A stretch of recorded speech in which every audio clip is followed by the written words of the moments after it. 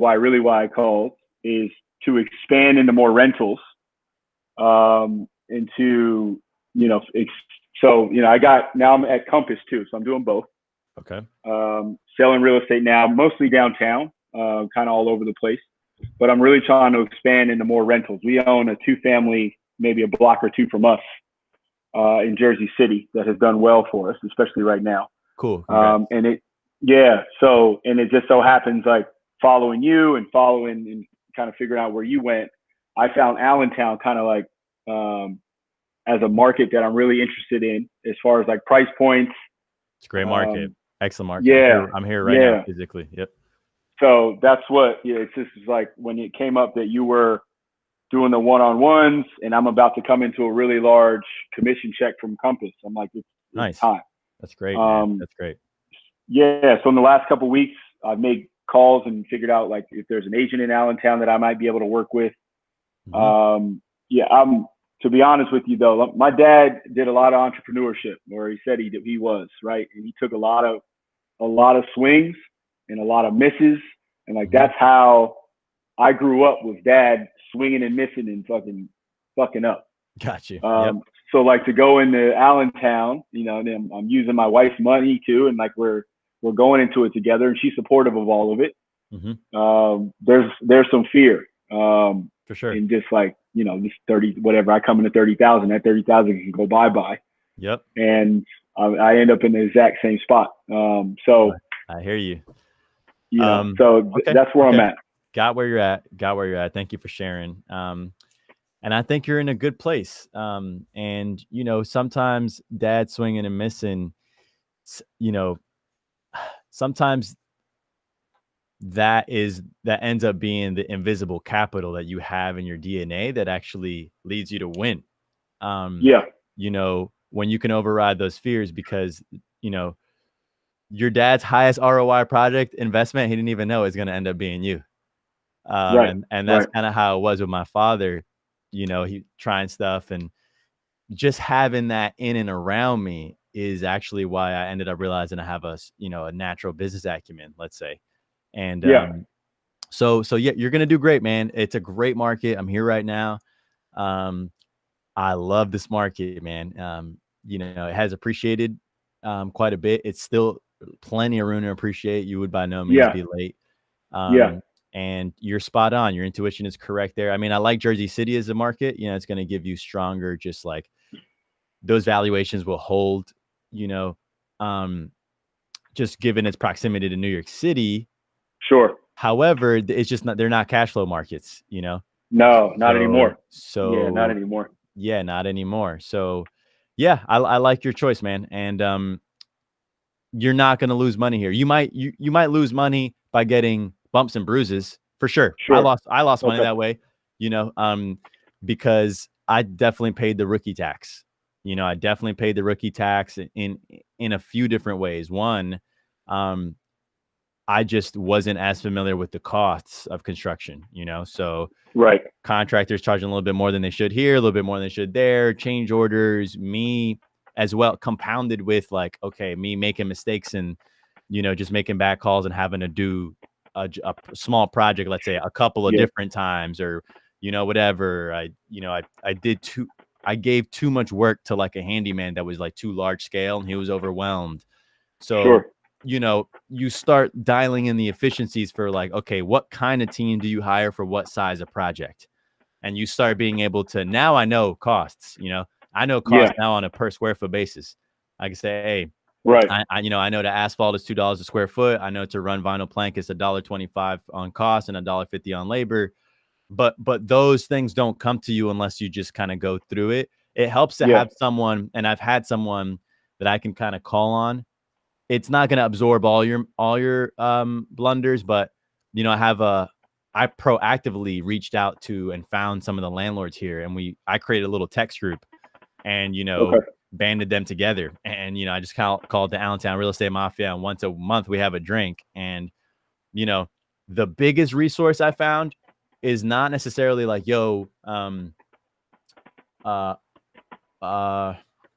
what's the cost? Well, yeah, that's helpful too. But the more helpful thing for me was, do you know someone who can do this type of job? because Right. so much of your success will lie in knowing who to choose for what thing, especially Sure. when you're entering a new market, like a new locale. You got to get to know people and so forth.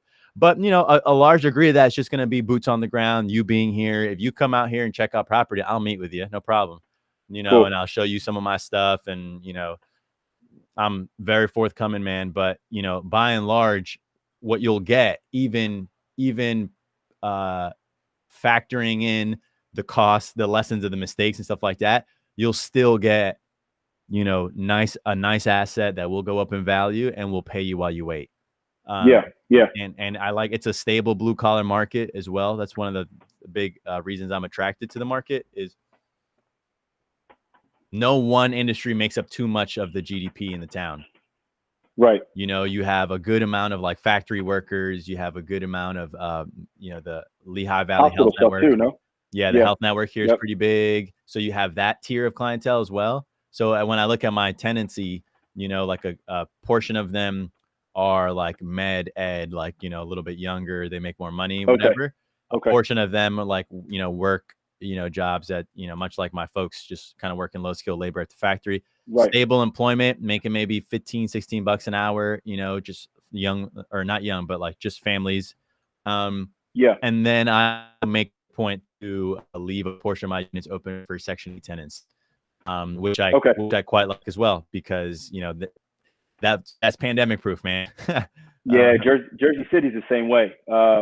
The units we had when we're releasing them tend to be Section 8. And it feels, especially right now, and it being so black over here, it feels nice to just be able, you know what? Yeah, because so many people out here won't accept it. And they'll say, I don't want a Section 8 tenant at all. And we found that they're like the single mom that has 2 kids and just trying to live. So there's a part of me that's like, all right, there's a way to give back, and giving somebody a stable place that's always clean and all of that kind of stuff. So, bro, and that's why I have chills right now, because that's why more of us need to be owning, because we come from these communities, so we can kind of remove the stigma around it. Because like my landlord friends here happen to be white because it's Allentown, and so they're nice guys, but like you can see how they talk about their tenants, like it's fucking tenant, whatever, or like and they know I'm not about that. And so in this case, I have superior product. I just appraise for more than them on a per door basis. I just got a 115 per door appraisal. I bought at 42 a door. Got it. But I still make my units available to folks. So that's why I'm a big fan of us owning, because we're going to be more empathetic landlords. Yeah. It's nice. So I think, and I've been meaning to get out there. I probably got another month and a half before we fully open in the city. So I need to get out there, because I know they opened maybe a month ago. How has your vacancy rate been in your units that you have? Very low vacancy rate. Okay, vacancy's low. You want to know why? It's not that. Look, I don't mean to sound like I'm selling you a dream, right? Come over, great appreciation, great whatever.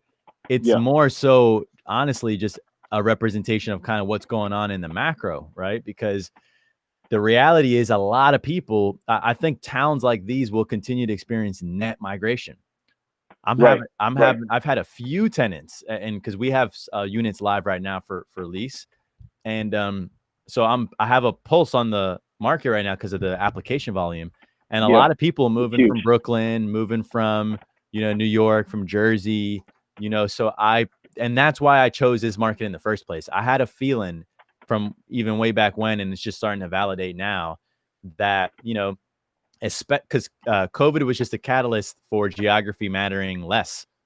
And so people, you can get a 3-bedroom. I have my 3-beds, massive 3-bedroom units, like 1,000+ square feet, maybe 1,200, 14-foot ceilings, like very nice. And I'm charging $1,250 for it. That's the price of a room in New York.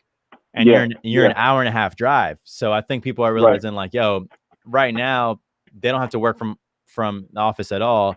But even when we do transition, it'll probably be like, at the office like 2 days a week, if even. So that's why vacancy rates are low. It will create a little bit of a challenge for you. You should still be able to buy some stock, but the challenge will be that people aren't selling as much right now. Right. So it's picking up a little bit in the last month. And I suspect that once the COVID has everything locked up, courts aren't even open or anything. So once everything starts moving, you're going to see more shakeout. You're going to see more people whom, couldn't keep their stuff and do have to sell. But by and large, people are holding on to good assets.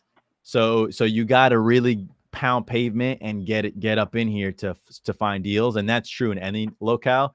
And the way that I would do it if I were you, and the way I did do it, was you're spot on with the agents. So here's what I did. I went on loopnet.com, which the website, loopnet.com. Yep. You find deals. And then I realized it's actually more about the listing agent than the deal. Yeah. Because right now, I haven't been on LoopNet for Allentown a little while. But, if I were to check, let me check right now, actually. Let's do this. Let's take advantage of the fact that this is live and custom. Yes, sir. Multifamily, Allentown, PA. Okay, perfect. Great. So I'm looking at, multifamily in Allentown, PA. There's only 3 deals. I know for a fact that there's a lot more than that because I got a lot of deal flow. So, and that will often be the case. In fact, I haven't seen it this dry in a long time. Normally there's like at least 10, 15 deals that's on the market, 20 maybe. But right now it's down to 3. That means people either took their shit off the market because it's hard to get approved for a loan right now. So I'm sure people killed their listings so that their listings don't sit on the market for a really long time. And then people start saying, hey, what's wrong with it? So they pulled or everything else got absorbed. My homie just listed something now and he sold it for full price. So what you're seeing now is a little glean of like the deals that are, here. Is this deal real? Every time I see it, it's a 39 unit building. It looks fucking beautiful. At 1.6. Sometimes they do this shit and they say, like, I think what it is when they look this good to be true, it's usually like this building is approved for. Yeah, exactly. Yeah. Approvals are currently in place. Yeah. So it's like, there's no way 39 units for 1.6 million would sit on the market for as long as they have. And I know that guy who has it listed, Luke DeLuca. So look, that's what I was getting at is this is important to hit the dudes up who got the multifamily. So out of these 2 or out of these 3, I wouldn't personally. Well, yeah, you know what? Because that's in your price point. So let me see who the listing agents are for these. You have Jennifer De Jesus. Okay, so she's the real deal. So the property number 512 North New Street, which you see there, and you click on that, you'll see Jennifer De Jesus. She runs. You see her? Yeah, I found her. Okay. I found actually her Facebook page too. Gotcha. Okay, so she runs a fairly large division of like a realty here, and she also runs a pretty big property management company actually.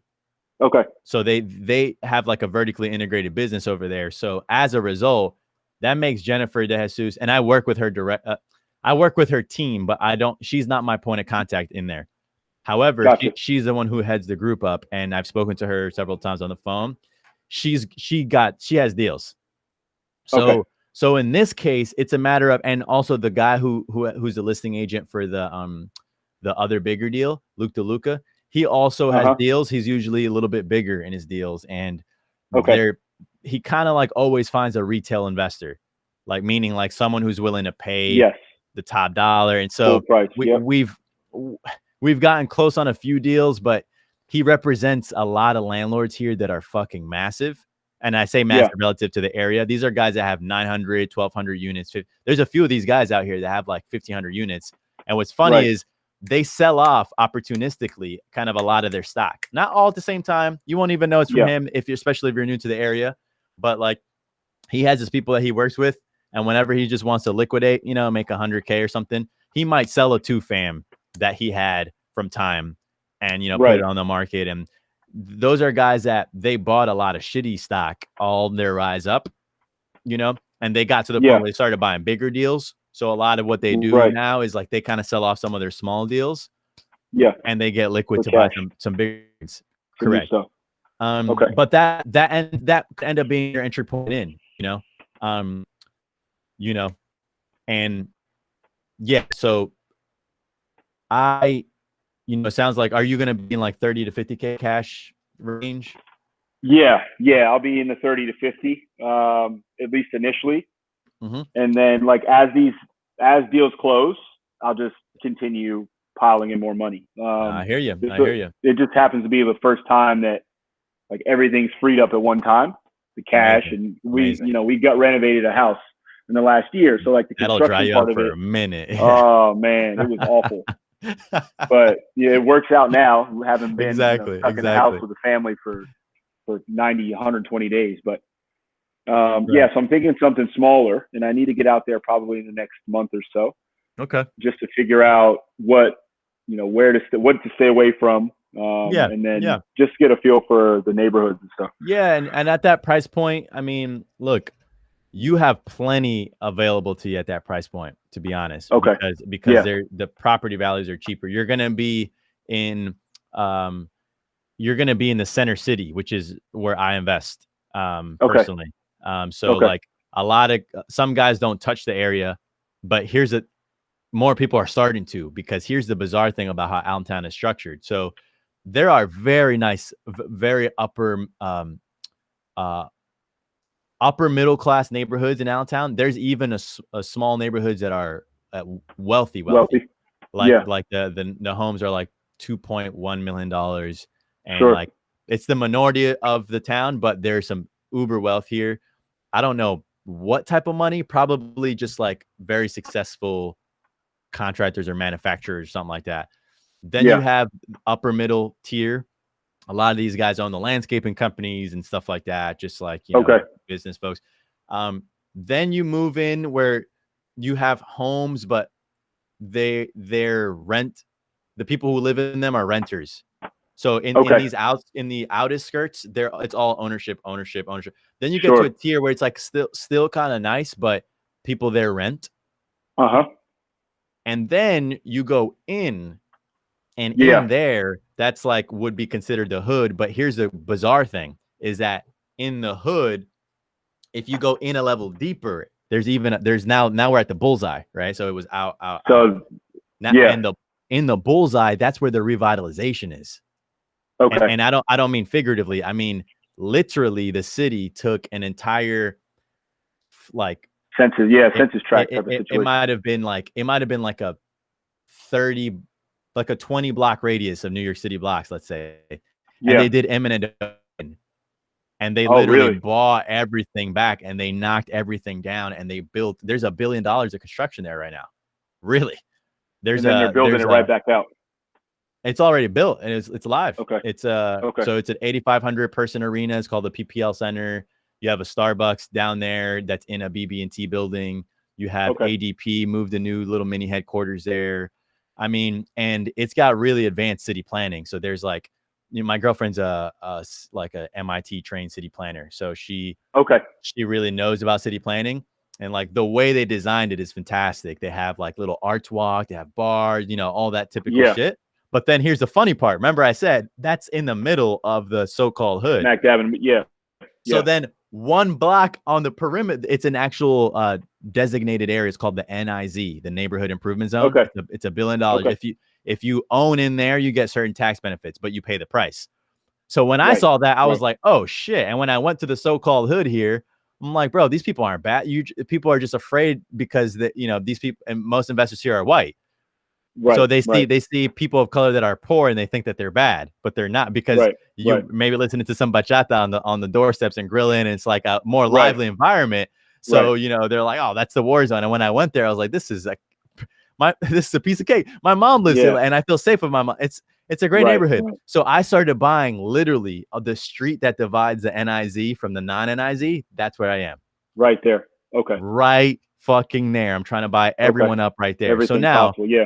So, I bought a 10-unit building. It was $675,000. But just as an example, you can't even get a condo for that in New York City. And that same 675 is now worth 1.2. 1.2. And I closed in October 2017. I was going to say, how long did that? It didn't take very long. No, but I did put 250 into it, to be fair. Quite a bit in.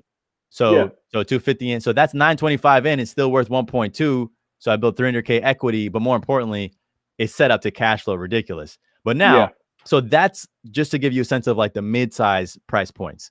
Now, in that area, by the way, so these like mid-size deals, we'll call them big deals. They're not truly big deals relative to the, but they're the big deals for the area. So these deals that I'm buying are, you know, on corner lots in this like little, in these neighborhoods, right? These streets, you know, they run like, you know how some cities like have weird roads and they don't.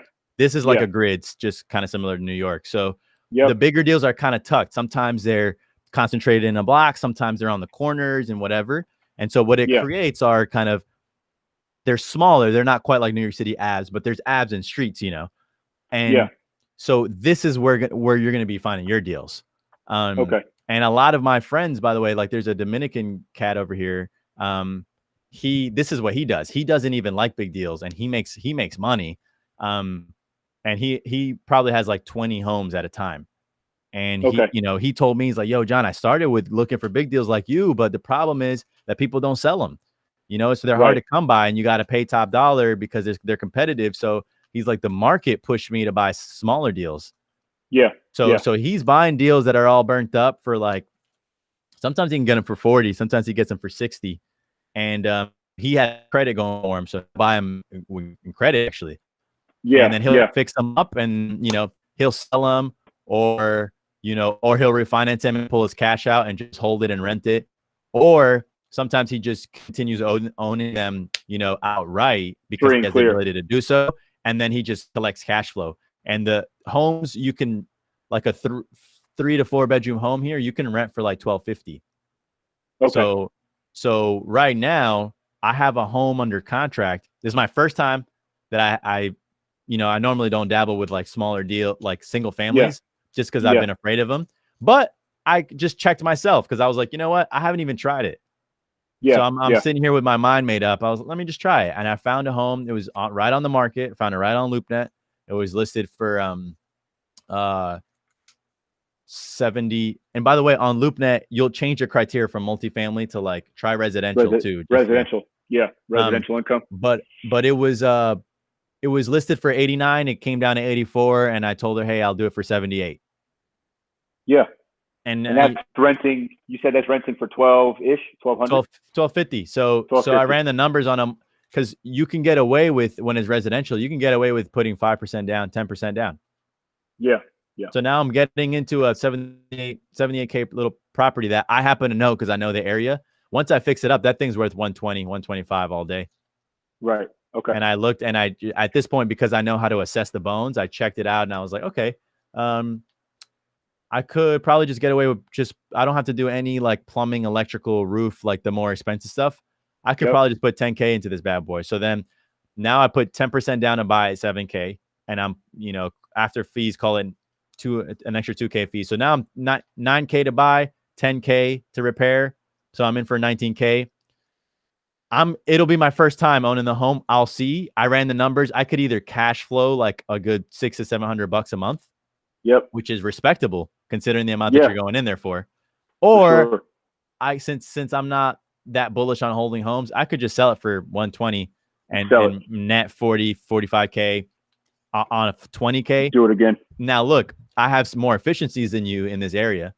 So I'm going to be able to get it done quicker. But that's the general premise. You're going to get beat up on, finding contractors and stuff like that. But if you get here, I'll help you find people. No problem. Cool. So yeah, man, that's kind of like the way I approached it with this particular jam session was like, I kind of talked you through the market, but rooted in finding deals. Right. So you kind of get a sense. Now you'll, when you drive in, you'll see, right. It took me a minute to figure out, like, to map out what I mentioned to you, but you'll see, like, wealthy, upper middle wealth, like, middle class renters, inner city, but it's got the thing that I love. That's a big fuck you to everything, is like the big development is here. The revitalization. So all the stuff starts taking more value. And cool. And in that area, you have guys like myself and others that are maybe 30, 40, 50 units, where I have some friends that have 400 units. I have a homie that's 100, and we're just here. We're busy. We're buying all day. Like, I just drive.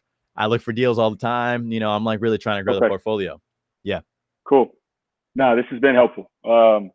This has been super helpful. And I went into this just like, I think with the last 30 minutes, like, I don't even know what the hell I'm going to talk about, but it just kind of came to. There's just not a lot of people that I'm around that are like me at all and trying to think through this stuff. So it's been worth the 30 minutes for sure. I love it, man. I'm glad it was helpful. And I will continue to be helpful. I don't want it to be a transactional thing. This is kind of an experiment. I didn't even know people were, but it worked out great. And my favorite part is, just having been able to connect and understand your situation, kind of where you're at. Yeah. And, sure. Real estate is kind of what I'm most keen on right now. So, I love talking through it, thinking through it, working through it. And I'm very active in the market. So, please consider me a resource. You have my email. Hit me up anytime. As you're crunching deals, if you're jammed up on questions or whatever, and I will help you navigate. And just let me know when you plan to come out. Absolutely, man. Thank you so much. My guy. I appreciate it. Adios. Later. Have a nice weekend.